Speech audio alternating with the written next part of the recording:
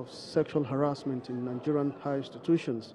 And then we have on the other paper 15 bills also scheduled for consideration. Well, at the moment, the Senate have now commenced plenary, and then without wasting much of your time, we'll take you straight to the Red Chamber to follow proceedings. I am Ignatius Nkwo. Went through the social media. When I saw the kind of support I got from Nigerians, then I am propelled, encouraged to continue to do only those things that will promote the integrity and prosperity of this country. Mr. President, I thank every one of us.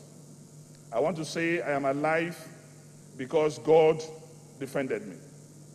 And I will not take your time, but I want to say that, Mr. President, the Nigerian police attempted to kill me twice.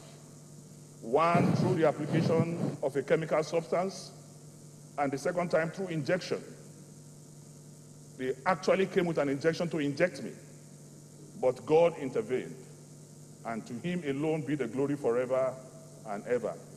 And that is why I quote this part of the Holy Book, that he who sits in the secret place of the Most High shall abide under the shadow of the Almighty. I will say of the Lord, he is my refuge. I thank the Almighty God for being alive. And I want to promise Nigerians that because of the love I have seen, because of the magnitude and intensity of affection that I have seen, I will not derail. I will stand by the truth. No amount of intimidation, harassment, arrest, name-calling, blackmail, planted allegations will detract my attention from championing this cause. The battle to salvage this country from financial scavengers and economic cankerworms, to me, is a battle of no retreat, no surrender. We must salvage this country together. We have no other country to call our own but this country. So I want to say, as I get better, my voice gets better, it will become louder. And I shall not cease to continue to ask questions where necessary. Mr. President, once again, I thank you. I thank you for your show of love, for your show of comradeship. I thank you for everything you have done, Mr. President. And I say in your own life, Mr. President, and that of my colleagues, affliction shall not arise a second time. But I want to conclude by saying that we must not allow these to discourage us or get us disenchanted. We must be boldened to ask questions. The executive cannot cow the legislature. We must be bold at all times and speak truth. Like I've always said, if you speak the truth, you die. If you lie, you die. It's better to speak the truth and die. So I thank you, I thank you, I thank you. I have a special request to you, Mr. President, that because of the trauma I went through, and I'm still going through, Mr. President, I want to seek your indulgence that you will call on the side that I am to look for a comfortable seat for me on this side of the divide, because I am no longer comfortable sitting here. So I want to ask, Mr. President, that you mandate the side that I am for tomorrow to look for a seat for me on this other divide of the chamber. And that before you do that today, through the help of my walking stick, I will take a comfortable seat close to Papa General Senator David Mark, pending when you get me a comfortable seat on this side. I want to thank you very much. I say no retreat, no surrender. Thank you.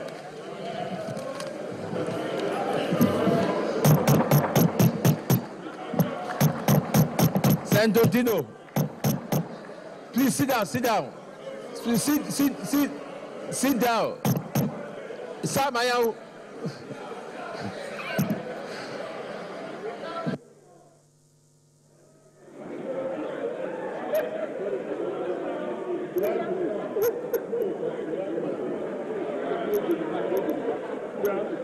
Dino, you are back. You are safe.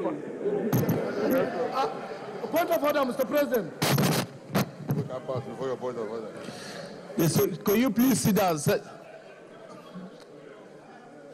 Say, please, leader, minority leader.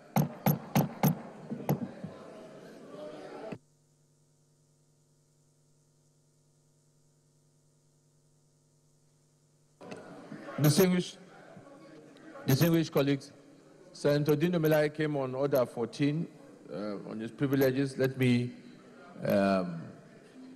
all, as he said, we all thank God for his life. Let me, on his behalf and on behalf of all of us, thank all those that gave him all the support going through this difficult travel he's been through. And I think that let me just finish that we, as members of the National Assembly, have always shown that whatever happens to one happens to all. I appreciate all you for all the support, and we will continue to speak with one voice and be there for each other.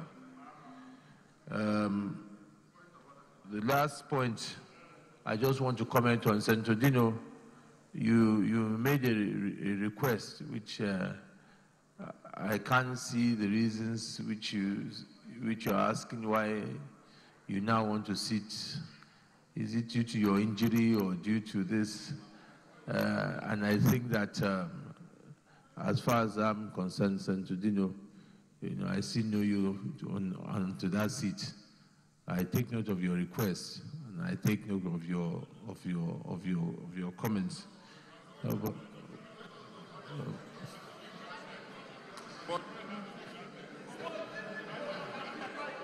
Yes, leader.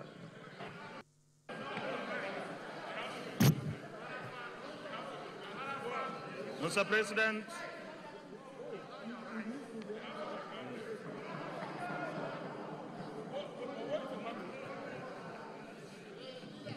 President,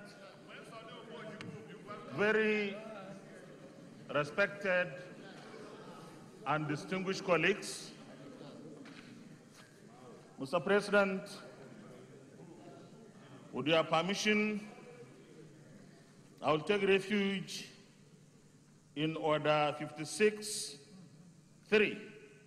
But before then, Mr. President, before I read, let me welcome my younger brother, friend, and colleague,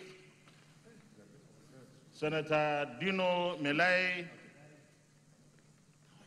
We in this chamber are happy that you are back. We wish you very speedy and expeditious recovery.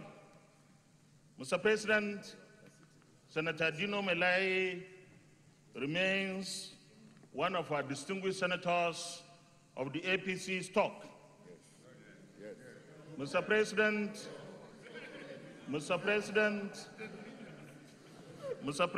very distinguished colleagues, on this side, let me for the first time reveal that the seats on this side are better arranged, better positioned, and more comfortable. I sat there for 8 years, and I know how the seats there are. Which one are you coming? Mr. President, I've sat here for the last 3 years, and I know the difference. We have therefore the best seats to give to our colleague, friend, and brother on this side. If he has any difficulty with his seat, Mr. President, we will find any other one here for him. Having said that, let me read the provision of our Standing Order 56.3, and it reads, every senator, and this is particularly referring to Senator Dino Melaye, when he comes into the chamber, shall take his seat and shall not at any time stand in any of the passages or gangways. Mr. President, very distinguished colleagues, unfortunately, we don't have choices when we come into this chamber because we are elected. Those who elected us chose for us where to sit. And therefore, the seat that will now be given to Senator Dino has to be on this side. If his seat has any problem, then we can find another seat for him, including my seat. So, Mr. President, I want to urge that our Chief Whip, goes, our chief whip, yes, goes and bring back Senator Dino to this side of the aisle. I so submit. Deputy Senate President. Thank you, Mr. President. Very distinguished colleagues, I come under constitutional orders. First, the government of Nigeria is constituted of the executive, the legislature, and judiciary, namely sections 4, 5, and 6. And in summary of the roles of this arms of government, section 14.2 says that the welfare and security of citizens shall be the primary purpose of government. Dino came here this morning and complained of where he sits. And he said he'll be more comfortable sitting somewhere else. That is welfare. So as a government, that is welfare.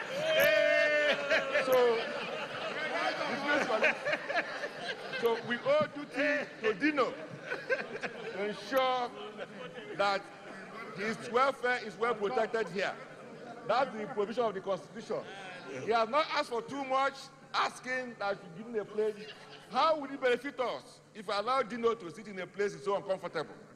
So we owe him a responsibility, and indeed all senators of this republic, to ensure their welfare, especially in these chambers. And more particularly section 41 of the Constitution talks about movement. He said you can move freely within Nigeria. And this is part of the territory of Nigeria. So he is exercising his fundamental rights, and you are enjoined under section 14.2 of the Constitution to ensure the welfare of very distinguished Senator Dino. So luckily, my friend and my brother, the Senate leader, had interpreted what he said correctly, that they had not defected from any political party. He may do that later, I don't know about that, but today, he's interested in his welfare. He's interested in his comfort. So, and for that purpose, I said that we owe him a responsibility to ensure that Dino gets the best possible welfare in these chambers. If he's traumatized outside, he cannot be traumatized in this Senate. To force him to sit here or anywhere else, it will be wrong and unfair to Dino. So I want to join this Senate to ensure that Dino's rights, privileges are protected and he gets the best possible comfort, if in no other place, but indeed the narrow chambers of this Senate.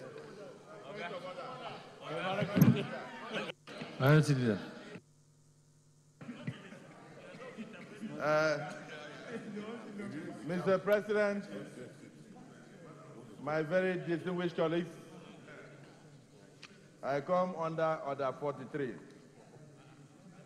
and that is on the issue of privileges.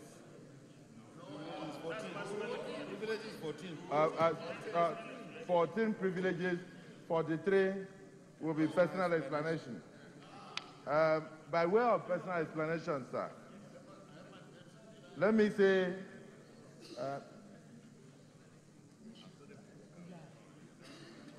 sir, that where we are now is the Nigerian Senate.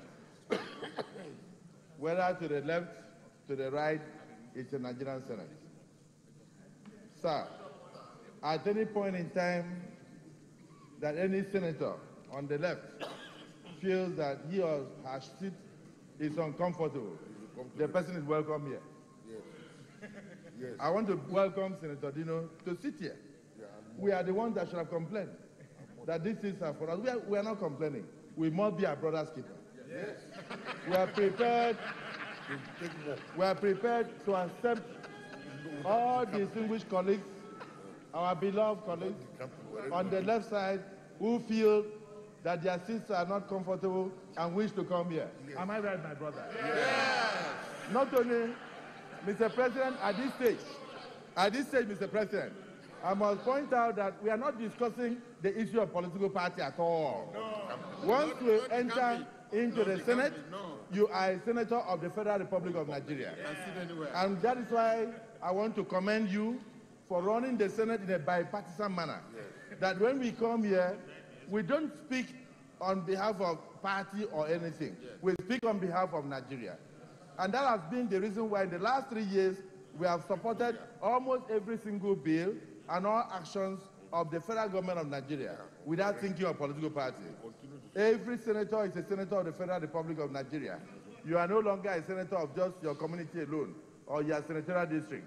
And therefore, we must provide the best comfort for you to be able to exercise your functions as a distinguished senator of the Federal Republic. I welcome Senator Dino. I welcome the Senate leader back to this side anytime he wishes to come. I welcome Senator Marafa and all the senators. In fact, Senator Booker is looking at me, and I want to thank particularly the Senate Chief Whip for not listening to the Senate leader to attempt to go and move Senator Dino.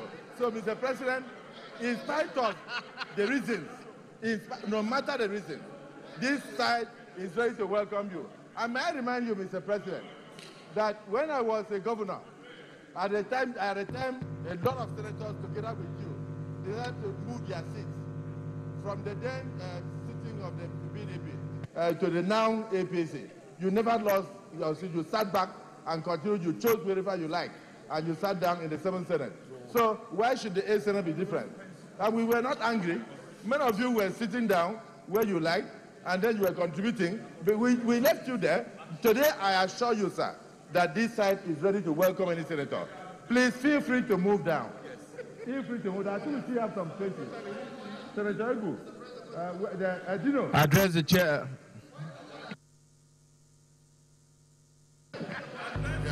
Thank you. Thank you for that. So, I'm just trying to say that we must provide what the Deputy Senate President has said, the best sitting position, the best welfare, the best comfort for any distinguished senator. So, yes.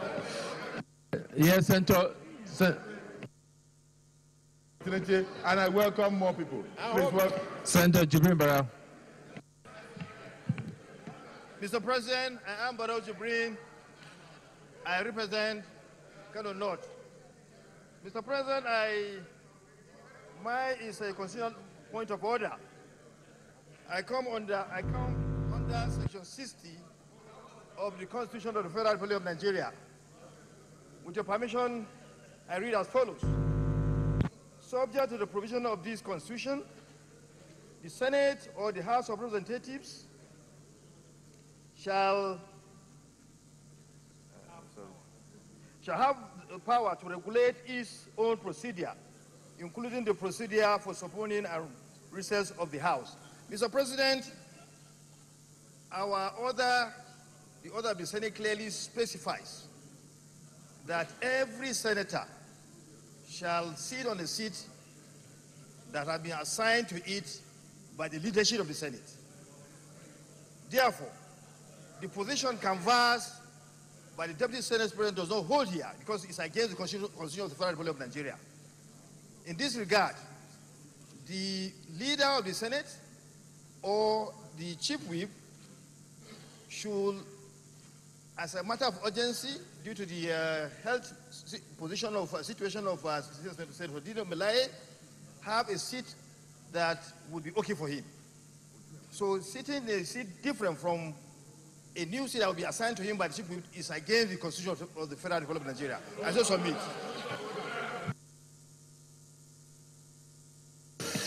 Leader, Chief Whip. Thank you very much. Olushola Adeyeye from Osun Central. I raise constitutional order, Constitution of the Federal Republic of Nigeria, Order 65, Section 2B, that says very categorically that the qualification of any member of the National Assembly is that he be a member of a political party and be sponsored by a political party. All of us here, including my brother and friend, Senator Dino, has satisfied that condition. It so happens, as all of you know, that in the Nigerian Senate, seats are assigned based on the political membership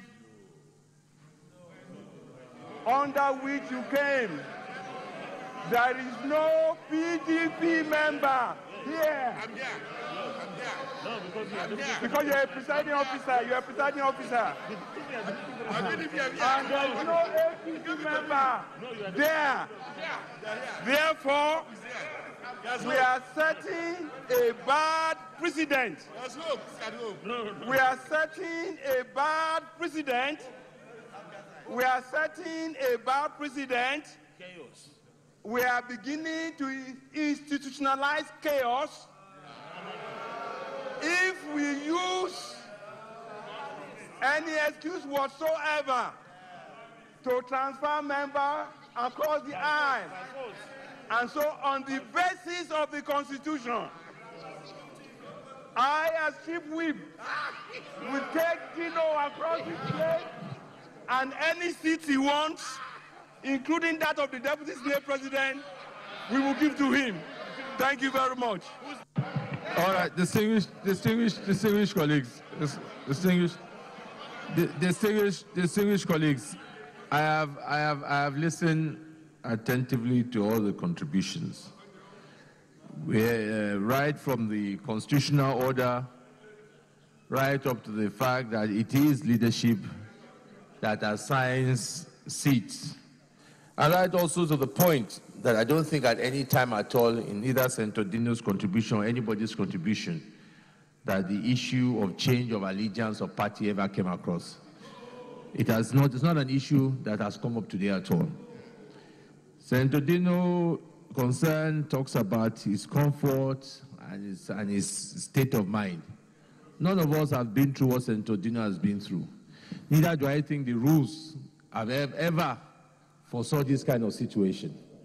I would like to say that as part of our spirit of giving the support to our colleague, pending when we make your seat comfortable, you tell us what we need to make that seat comfortable for you. We accommodate his request and ensure that we will continue to do our best through the chief and the management to make that seat comfortable so you can come back to your seat, because this is just a temporary solution. We hope that trauma that you've been through would allow you to find your seat as comfortable as possible. Thank you. Leader of the Senate. I've ruled. It's a temporary position that he stays there until we make his seat comfortable. Leader of the Senate.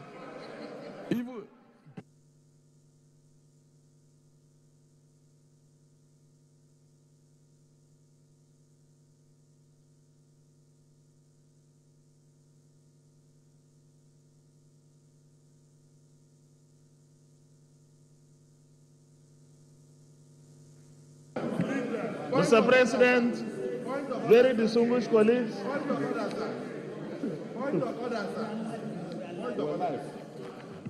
Minority Leader, I hope you do, as you come on the other issues, also take note of our rules. So carry on. Thank you, Mr. President. My very distinguished colleagues, I'd like to appreciate you for listening to... Go straight to your point of order. What order? All right, go ahead.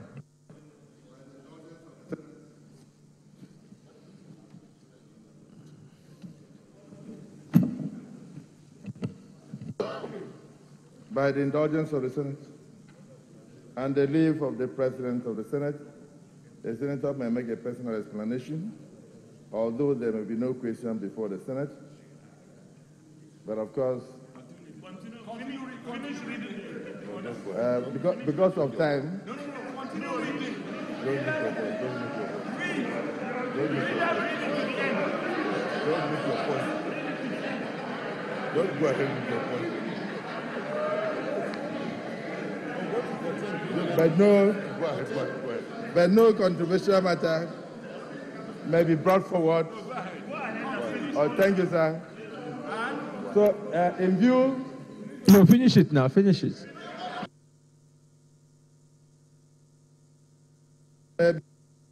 Maybe if and no debate will arise from... Finish it. Read it to the end. So, Mr. President, because of time, I don't want to waste the time of the Senate.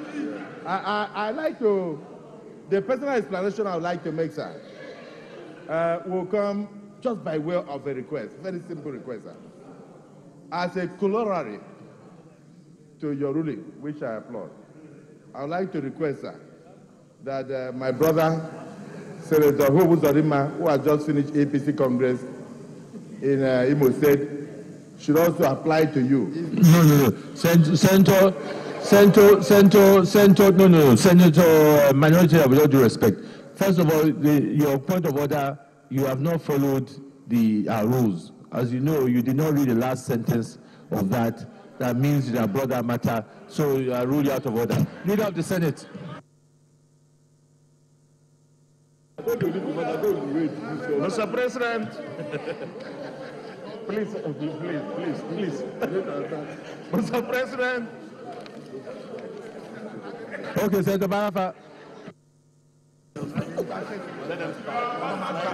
Yes. Thank you. Thank you, Mr. President. We do your work now. Yes, sir. Thank you, Mr. President. My well-respected colleagues. Sir, before I move my point of order, let me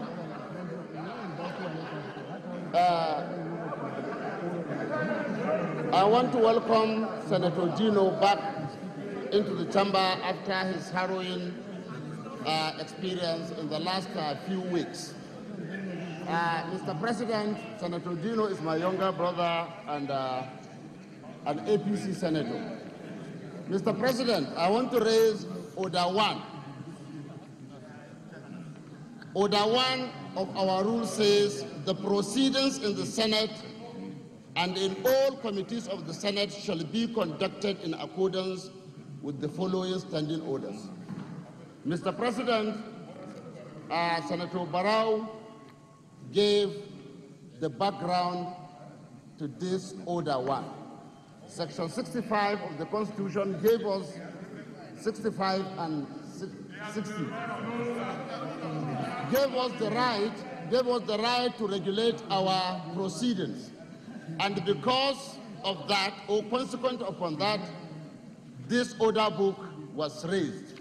Mr. President, I'm afraid, I respect your rulings and I agree with your rulings. However, on this matter, Mr. President, we are setting a bad precedent. In this chamber, and according to Rule 11, 1 and 2, Rule 11 gives you the right to allocate seats to senators. 11.2 says senators can only speak from their seats. I'm afraid, no, wait. Mr. President, one of the... Senator Marafa. No, you are already going against 53-6. We have already ruled on this matter.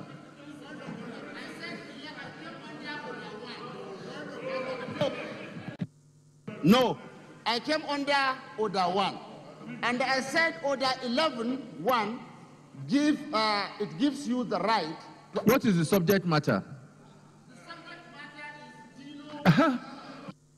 The subject matter, unless there's something different, the subject matter, Senator Marafa, just let me, if you have got up on this order, the subject matter, as the way you have addressed it so far, is on Senator Dino Melaye's request to move to that seat. I've ruled on it. And as since I've ruled on it, and you are also talking about how we should hold these rules and adhere to the rules, I think you must also adhere to that. I've ruled on it 53-6. So you must abide by that. Senator Marafa.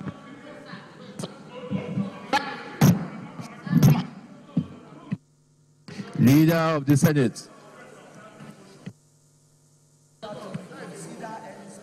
Mr. President, very distinguished colleagues, what a way to start a Wednesday.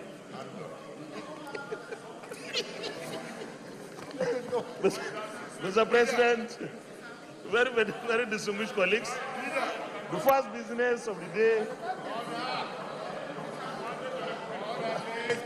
They are shouting because one person. By the time you say approve, you know.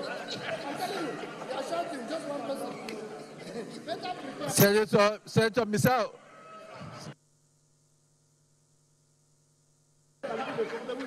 Mr. President, Mr. President, very distinguished colleagues, the first business of the day is the presentation of a bill standing in the name of Senate Leader on the Coastal and Inland Shipping Cabotage Act Amendment Bill 2018. Mr. President, you may wish to invite Clerk of Senate to read the short title of the bill. Clerk of the Senate.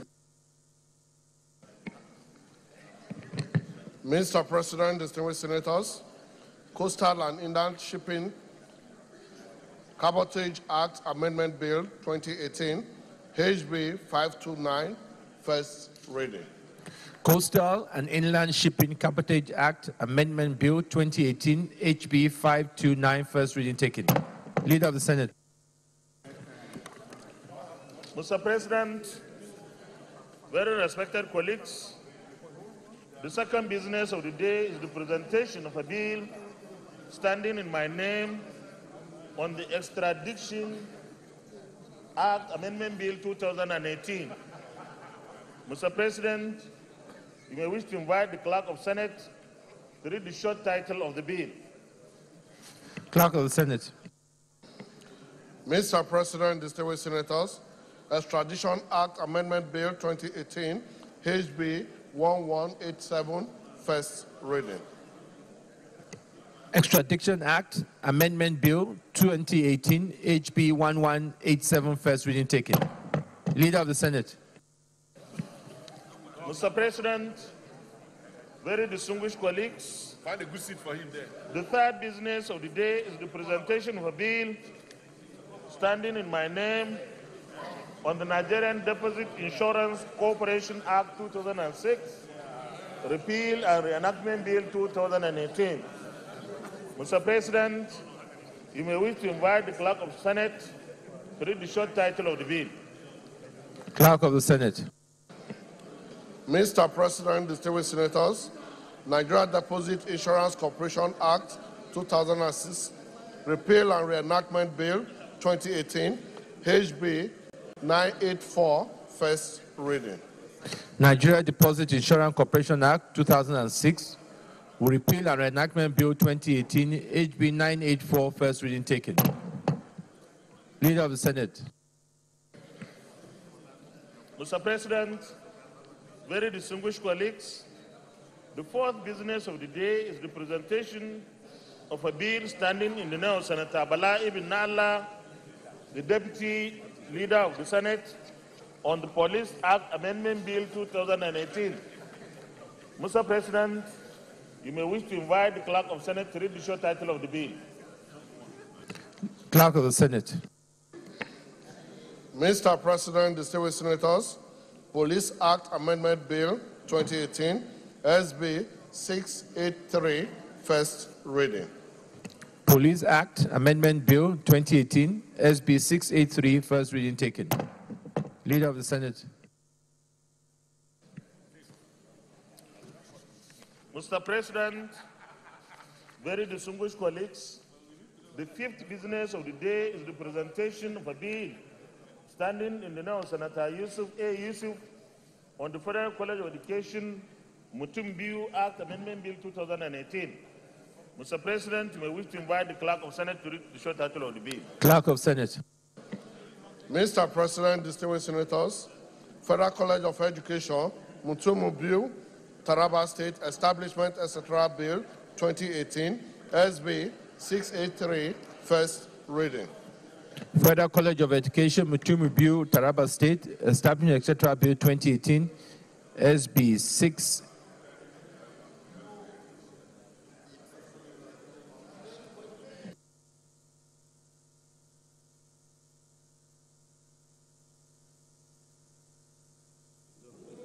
Federal College of Education, Mutumu Bill, Taraba State, Establishing Etc. Bill 2018, first reading taken. Leader of the Senate. Mr. President, very respected colleagues, the first order of the day is a motion standing in the name of Senator Abiodun Olujumi, the Deputy Minority Whip, on the growing trend of sexual harassment in the higher institutions of learning, the case of Monica Osage. Mr. President, you may wish to invite very distinguished Senator Abiodun Olujumi to move her motion. Senator Olujumi. Thank you very much, Mr. President, distinguished colleagues. Mr. President, the motion today is on the growing trend of sexual harassment in higher institutions of learning, the case of Monica Osage. Mr. President, my name is Abiodun Olujimi. I represent the City South.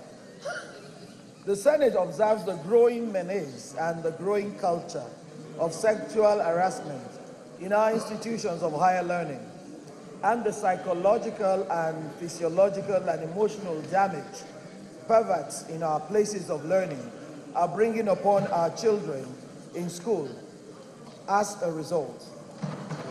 The Senate notes that it was for this reason, in October 2016, the Senate passed the Sexual Harassment in Tertiary Educational Institution Prohibition Bill and prescribed severe punishment for lecturers and academic staff of universities who either sexually harass or assault their male or female students.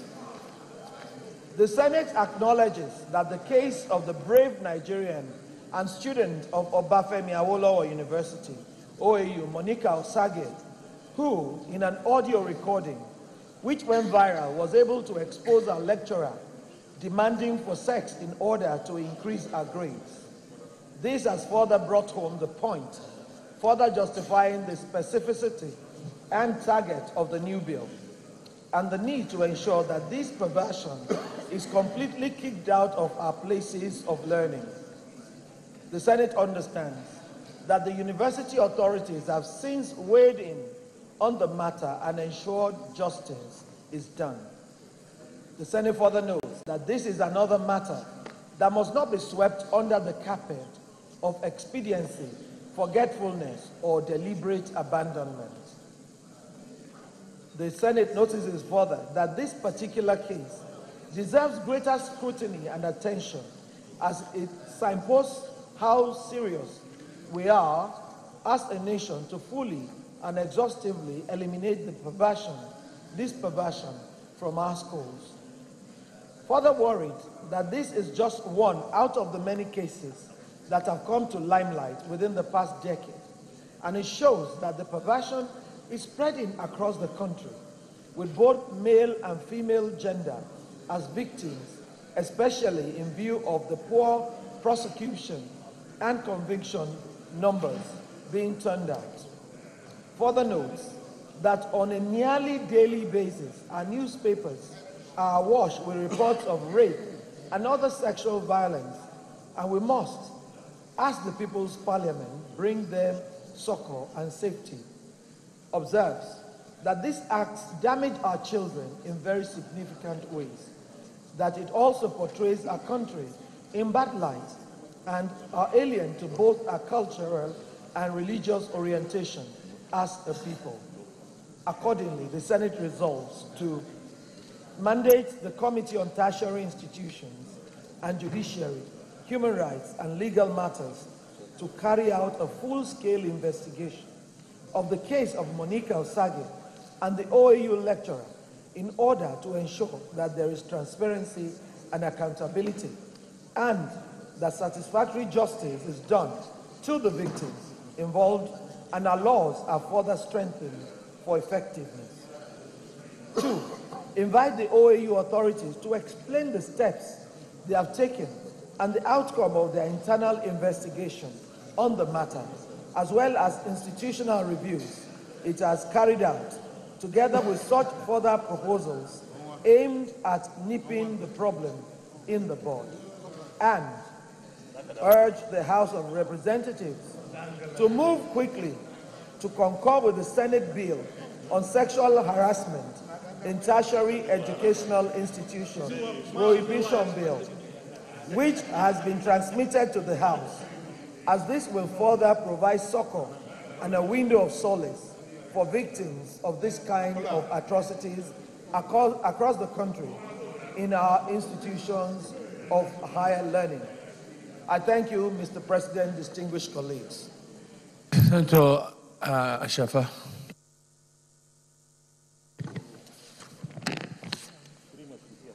Thank you, Mr. President.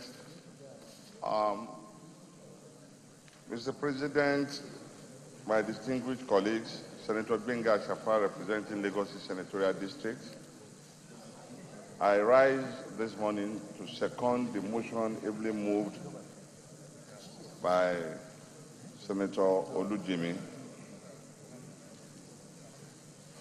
We cannot continue to pretend as if this sexual harassment in our higher institutions do not exist. This is an age-long bad behavior on the part of lecturers, particularly. There have been several reported cases of sexual harassment that have been swept under the carpet.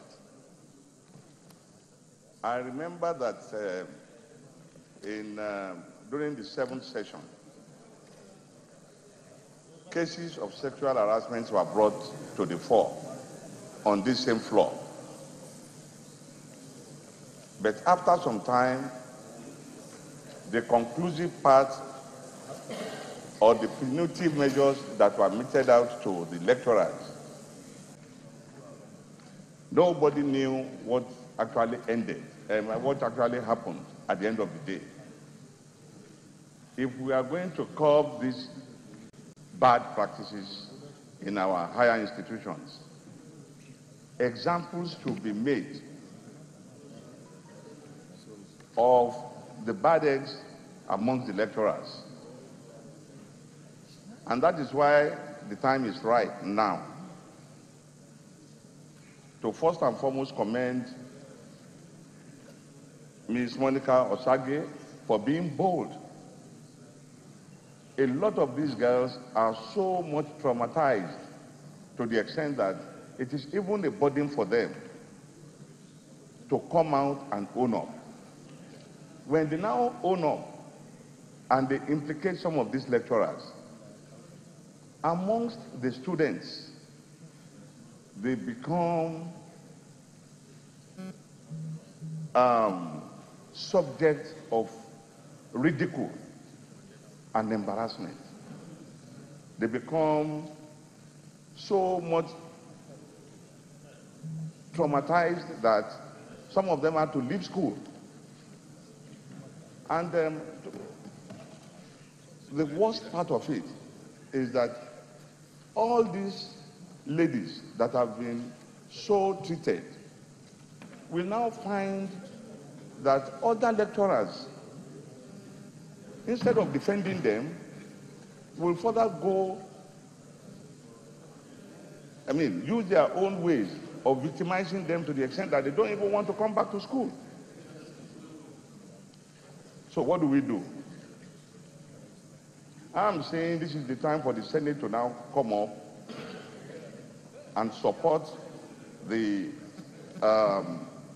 suggestion brought in by Senator Olujimi that we should invite those that have been affected into this chamber, investigate, and then look at ways of ensuring that punitive measures were taken.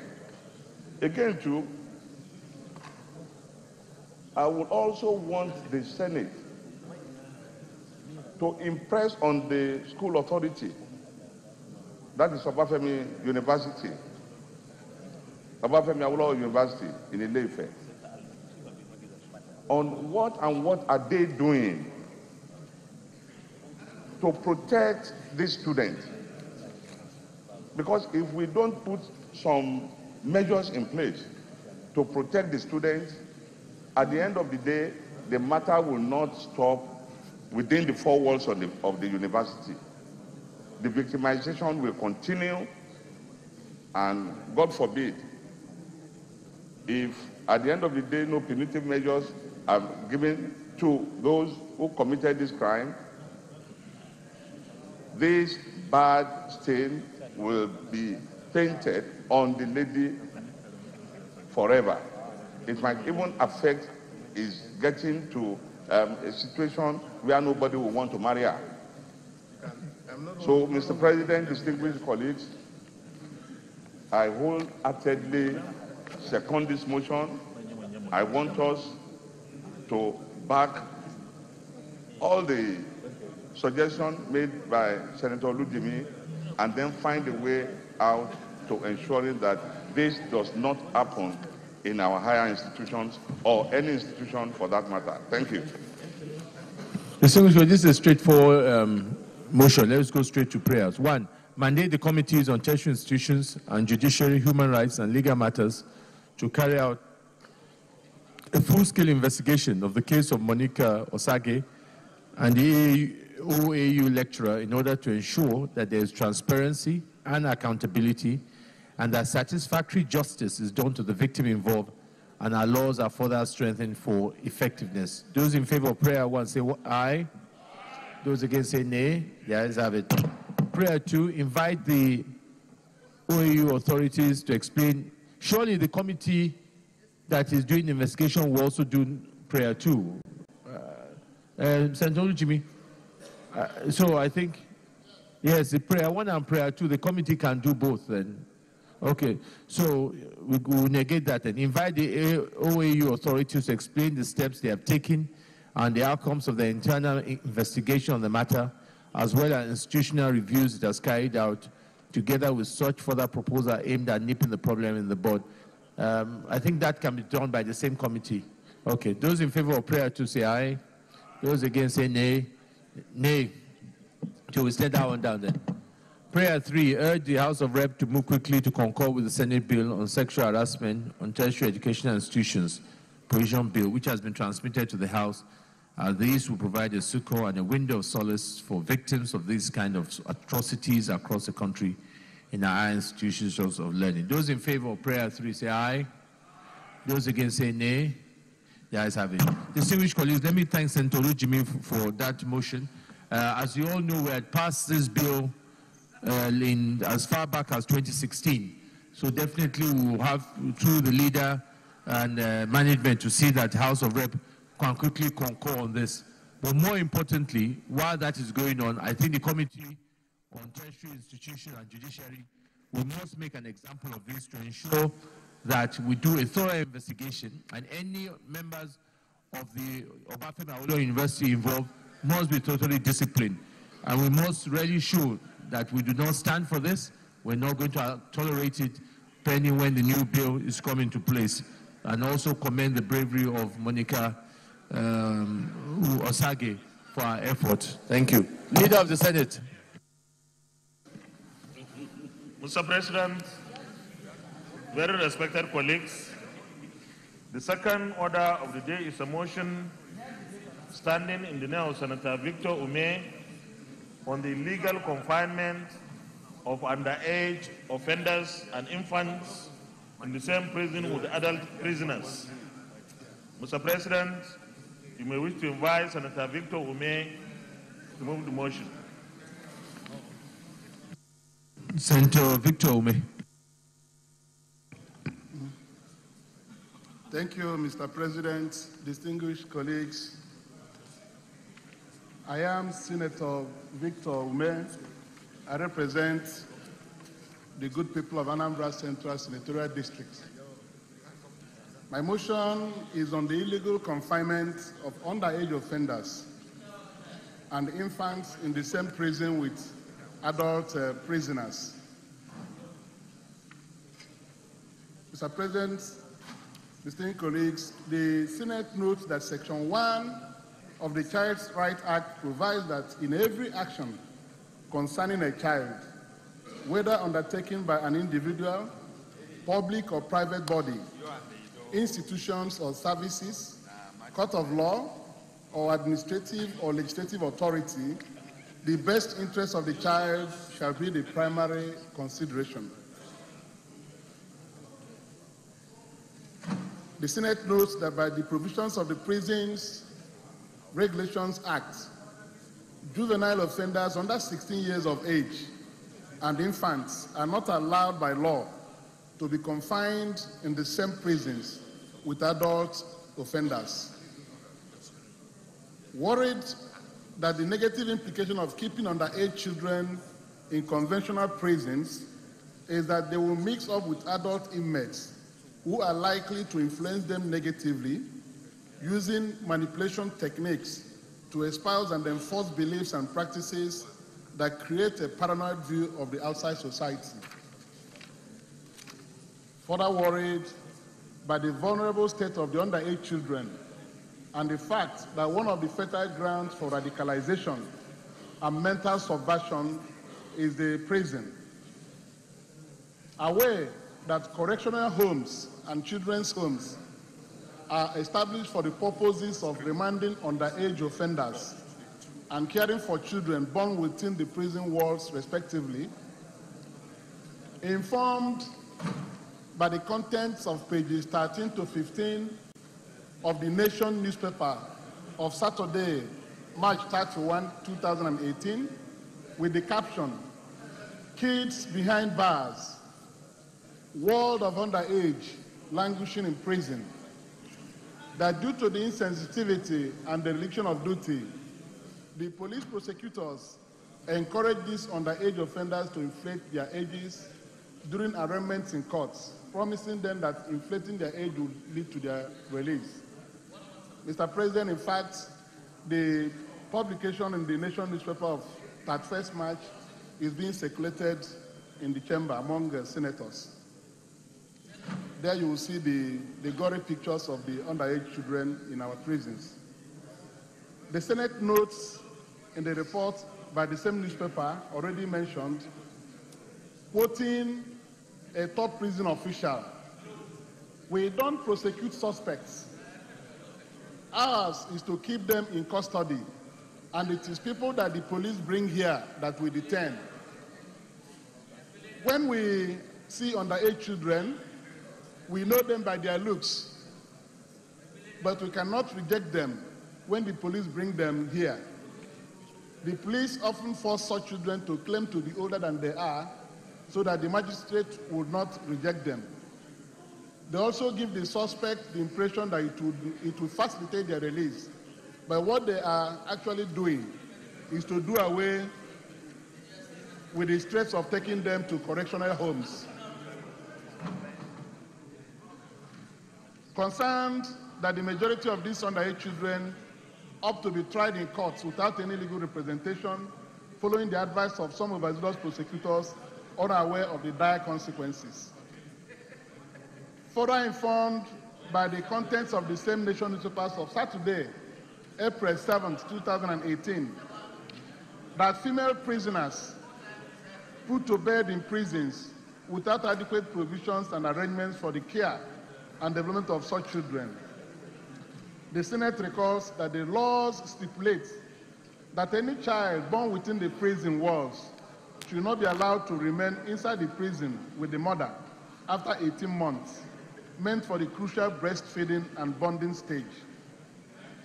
The Senate is further worried that the repercussions of keeping infants in prisons with mothers are enormous, ranging from making them scapegoats for their mother's offense, lack of proper upbringing, health implications, psychological damage to estrangement from the larger society, and so on. Convinced that separating the underage offenders and innocent infants from the regular prisons as prescribed by the law would go a long way in protecting their mental health and development. And further convinced that establishing more juvenile remand and correctional homes and children's homes across the nation will purge the regular prisons of illegal confinement of the underage offenders and infants. Accordingly, the Senate resolves to, 1, urge the Legal Aid Council to step up efforts to ensure that the underage children are not prosecuted without legal representation in courts. 2, to call on the federal government to establish more juvenile remand and correctional homes and creches attached to all female prisons across the nation. 3, the Senate urges various security agencies that are involved in the arrest and detention of the juvenile to ensure that they are not incarcerated beyond 48 hours. And when conviction is secured, ensure they are separated from the adult inmates. And 4, to mandate Committee on Interior to invite the Controller General of Prisons to brief it on the state of prison inmates in Nigeria and to investigate the confinement of underage offenders and infants with adults in our prisons and report back within 4 weeks. Finally, distinguished colleagues, if you read this report, you'll see that most of these children are arrested in the streets under random raids without any proof of any offense committed by them, because they are children, they are just remanded in prison custodies. Some of them stay there up to 6 months without any attention, no help. And if you see the pictures of these infants displayed in the papers I've displayed, you'll see that it is very absurd for our children to be subjected to hopelessness due to the carelessness of people who manage these situations. So I urge you to support this motion. Thank you, Mr. President, and thank you, my distinguished colleagues. Senator Abbott Basia. Thank you, Mr. President, my respected and distinguished colleagues. Mr. President, Senator Albert Bassi, representing the good people of Akwa Ibom Northeast.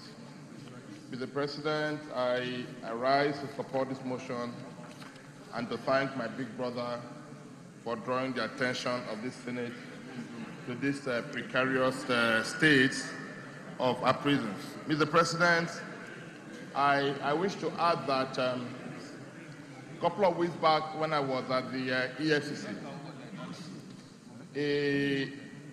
a girl child was brought into EFCC custody, and I'm not sure that child is up to 16 years old. And what was the child's offense? The child was arrested during one of their random raids, and she sells pure water at the Millennium Park. And she and her mother run a telephone business center. And according to the child, she said that EFCC is claiming that her telephone number was traced to a fraudulent Facebook account. And that child was brought in there, and she was left languishing in their custody for close to about over 3 or 4 days.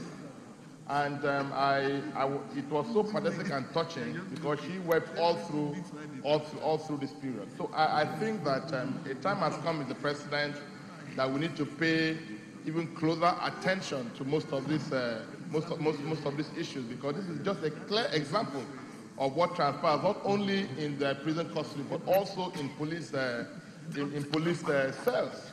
Because I mean, after 48 hours, these children are passed to the magistrate court and are now remanded in prison custody because they have no access to any legal aid. So these are some of the fundamental issues, like we read in the papers a couple of weeks back, Mr. President, that even our distinguished colleague, Senator Jonah David Jan, when he was confined in the Jos prison, had to offset the fines that kept most of the inmates in custody. Most of these fines goes as low as 20,000 or even 10,000. So I believe that it is time, Mr. President, that as the Senate we take a closer look at these issues and ensure that the right thing gets done. Thank you, Mr. President. Senator Sherson. Thank you, Mr. President. I stand to support this very important motion, a motion that clearly narrates the state of the Nigerian prisons as far as this country is concerned. Mr. President, for over 100 years since the establishment of the first prisons in this country, there has not been any serious, significant intervention by successive post-colonial governments in terms of reforming the Nigerian prison service. Nigeria parades over 120 prisons with over 4 to 5 postal institutions, but governments after governments, there have not been any serious funding and attempts to equip the prison and provide the necessary facilities that will take care of juveniles when they find themselves in prison. Mr. President, this Senate has before it some number of bills that I'm of the belief, when passed through, we will have some form of relief in terms of the way the prisons are being manned in Nigeria. As a former political prisoner, I had the unfortunate privilege of passing through not less than 7 to 8 different prisons in Nigeria as a prisoner, from Kirikiri prison, Port Harcourt prison, Aba prison, Abia State, Enugu, and other prisons, Kaduna prisons. I've all been there as an inmate. I believe that if there is any intervention we can do as a government, is to provide facilities that will upgrade the existing prisons and make it possible for them to accommodate juveniles when they find themselves there. Mr. President, Nigerian prison system has come a long way. And all that happened within this very period of time was simply their uniforms was changed, and the Black Maria that used to be under the custody of the police now is being taken over by the Nigerian Prison Service. But when you talk of the facilities within the prisons, the workshops, the hospitals, the offices, and even the detention cells, they are still colonial. So if we actually want to use the prison for the constitutional intention which it was established, to reform, to rehabilitate, and to restore inmates back to the society, then the Nigerian prison system as it exists today is incapable of doing that. The prisoners themselves are divided into two, the awaiting trials and the convicts, and the situation is not much different. The state of even the prison warders themselves is very much unfortunate. We need to upgrade their allowances, their salaries, their condition of service, including the pensioners from the Nigerian prison service. That is very good. I will use this opportunity to thank those who, during our period of struggle in the Nigerian prison service, particularly in Aba, who stood by us and gave us all the necessary support we need as political prisoners to be able to counter and weather the storm. So, Mr. President, this important motion will go a long way if we take a proactive step, invite the necessary prison officials from the Controller General to other deputy controllers and then their own subordinates to come here, brief the Senate, and then we take an active step. Many of our people, when they are in position of office, they knew very little about prison until they have been taken there. And then they will say, so this is how prison is.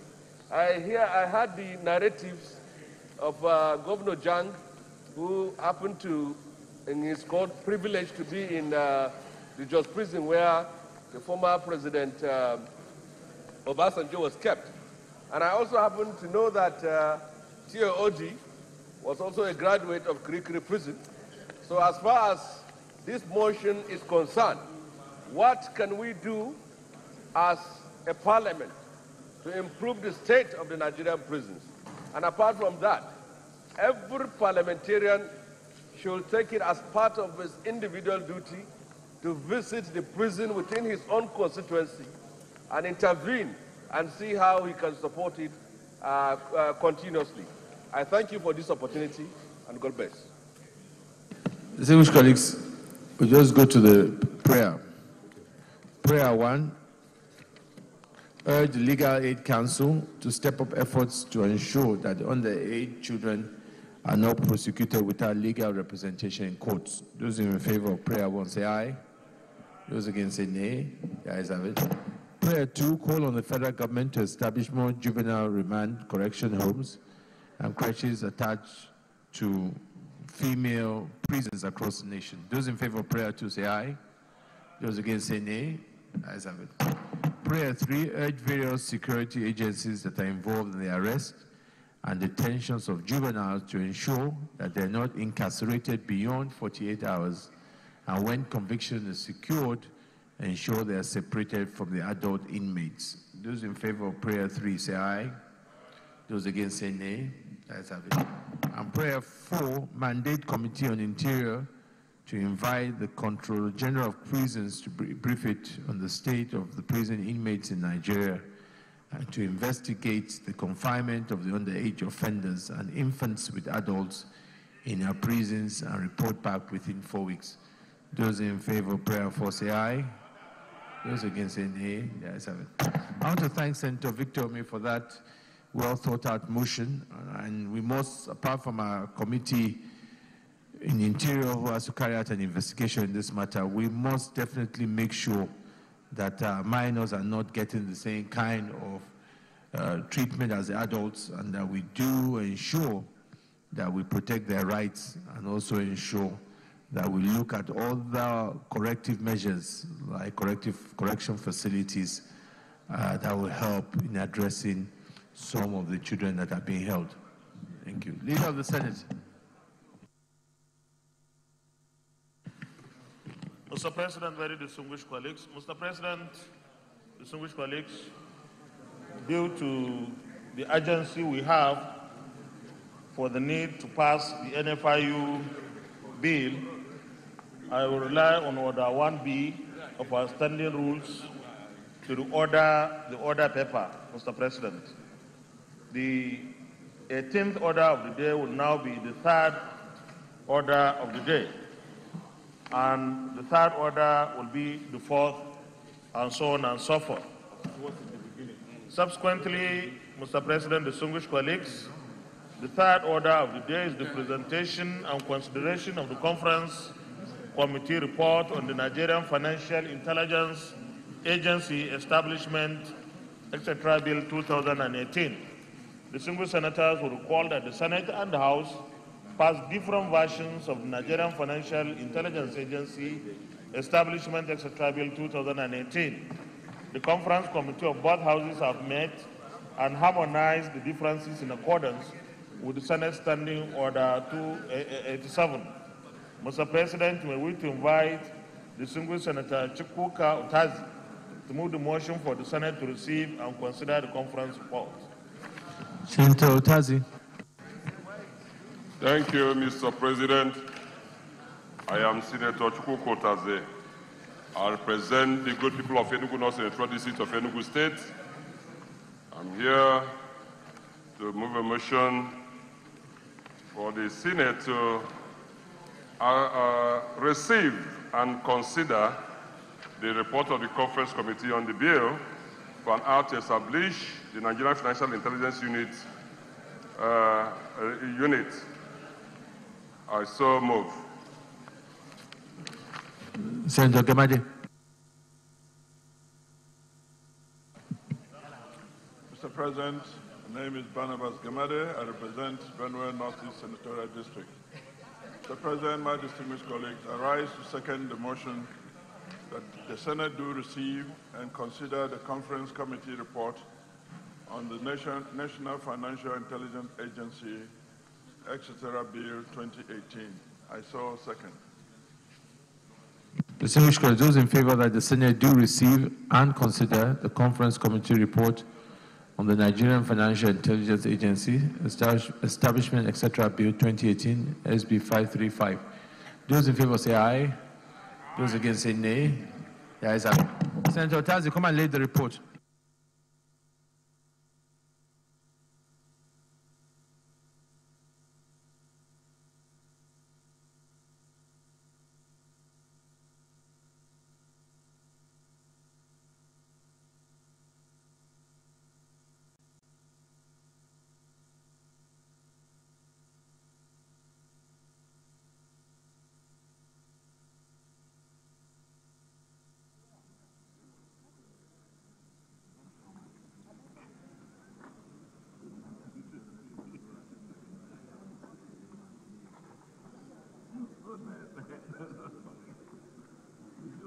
Go ahead and present the report. Thank you, Mr. President. I remain Senator Chukwuka Otazi, and I continue to represent the good people of Enugu North State, of Enugu State.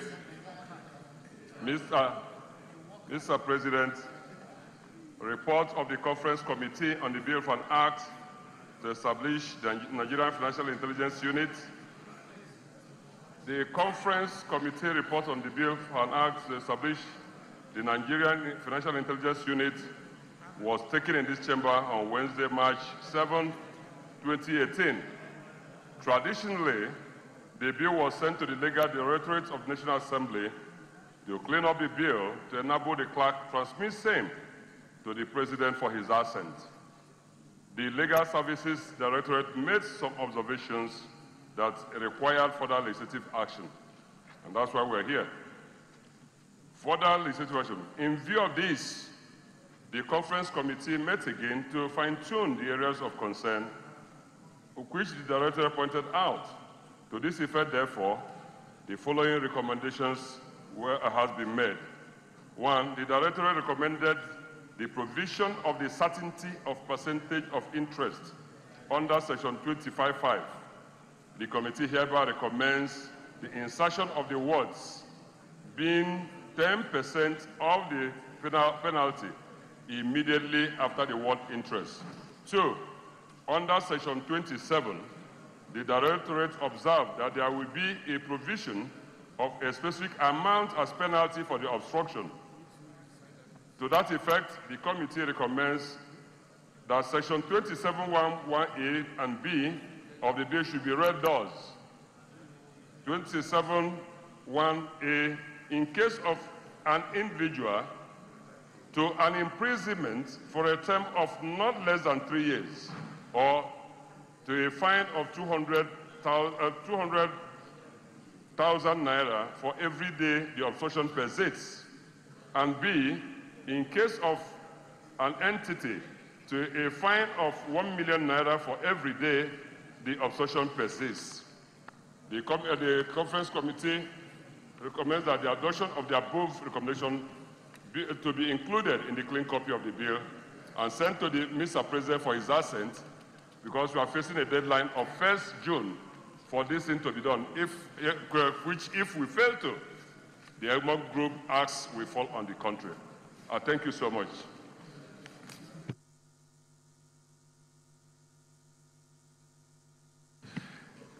Any comments before I put the question? So I'll put the question recommendation that the Senate hereby adopt the recommendation of the Conference Committee. Those in favor say aye. Those against say nay. The ayes have it. Leader of the Senate.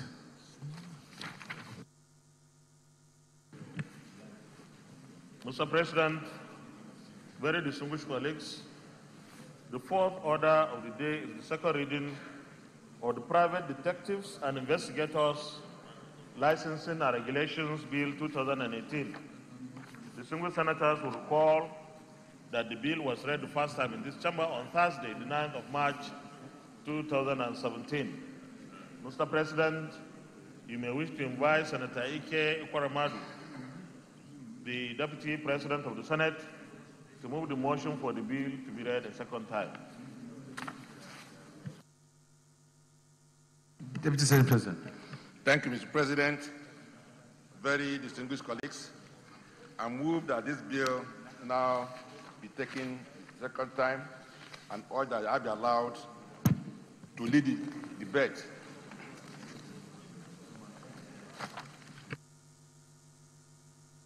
Go ahead, yeah. Thank you, Mr. President. Very distinguished colleagues. This is a bill for an act to provide for the licensing and regulation of private detectives and investigators and further matters connected therewith, 2018.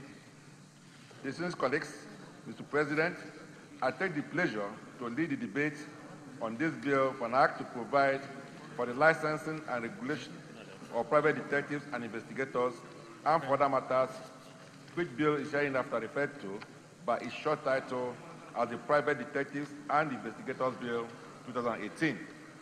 The bill was read the first time, as Senate Leader said, in these hallowed chambers on the 9th of March 2017, over a year ago.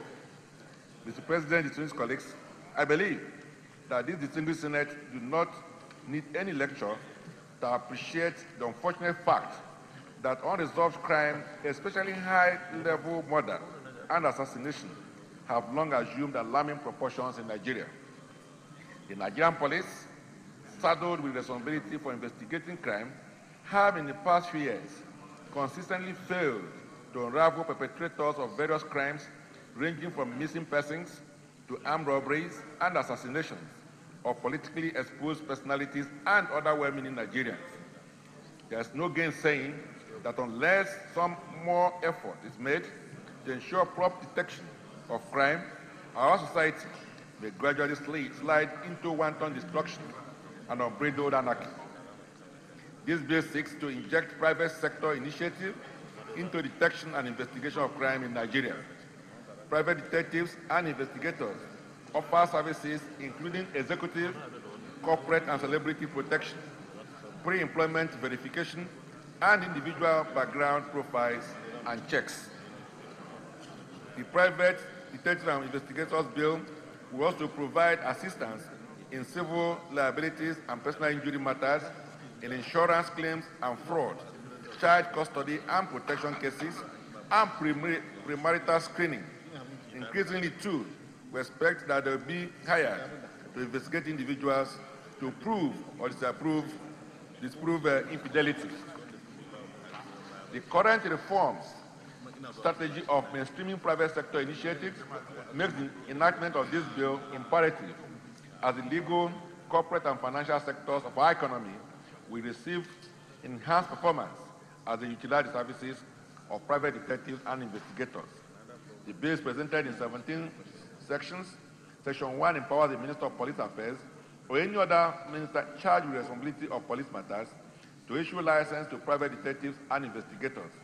The power of the minister to make rules and regulations is provided for in Section 13. Sections 2 to 5 sets out the requirements and procedures for application and licensing of private detectives and investigators. Employee requirements and business practice regulations of practitioners are outlined in Sections 6 and 7, while certain persons, firms, and companies were exempted from the operations of the Act in Section 8. Offenses and disciplinary powers of the minister were provided for in Section 9, 11, and 14, while Section 12 provides for private prosecution in certain circumstances. Gender and other definitions concluded the bill in Section 15 and 17, respectively. Cost implication. The operation of the bill will not entail any cost at all to the government because no new structures or arrangements will be required. The cost of licensing the private detectives and investigators will be recovered from statutory fees to be paid by applicants. Conversely, the operation of the bill will generate the much needed employment to our teeming citizens who will carry on business as private detectives and investigators, or may be employed by licensed practitioners.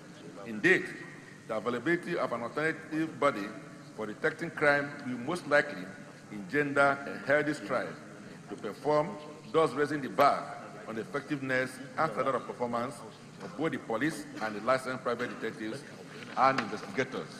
Mr. President, distinguished colleagues, the urgent need to enhance our public security by prompt and effective crime detection and investigation mechanisms cannot be overemphasized. Advanced democracies such as the United States of America are effectively utilizing private sector participation in crime detection and investigation to enhance public safety. I therefore humbly invite these distinguished colleagues, this distinguished Senate, and my dear colleagues to support this bill. Thank you. Senator Ben Murray-Bruce. This is where we'll round off today's live broadcast of Senate plenary. So far, the Senate received 3 petitions and passed 5 bills through first reading. Well, this includes a bill for an act to amend the Extradition and Police Act. 2 motions were considered as well, and one of these motions is a motion that seeks to check the increase in cases of sexual harassment in higher institutions in the country. I am Ignatius Nkwo, and on behalf of the outside broadcast crew, we say bye for now.